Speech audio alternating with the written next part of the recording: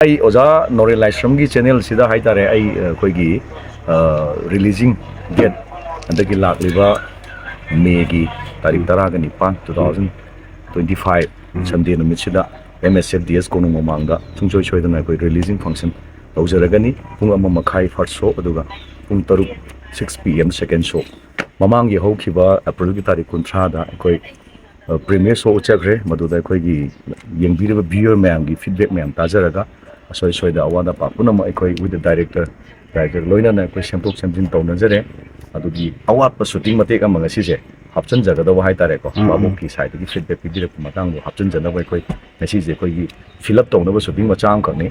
Aduga, Silo Galore, by final of a Monbolo Jarabani, Shampo Jaredona, Mayam Kudima Iresa Kudima, ticket Lupachani Piva, Sohum Piva, Amam Kapira, MSFDS the Laku, Adu I Koyi Adum. Kenoshida video sida ai contact number so hapcharake ojanu relai samgi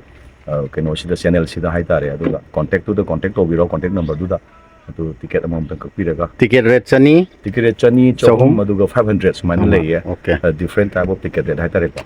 aduna nungsi view ko encam picture encam with team nungsi view Thawaigi team nungsi view Manipur da koi one and only orgedaba Manipur feature film kani haidi male artist ngakna sanaba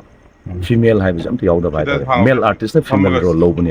okay transgender guy ko transgender ga sanajaba Manipur film sumang lagi artist ngakna mainly oiba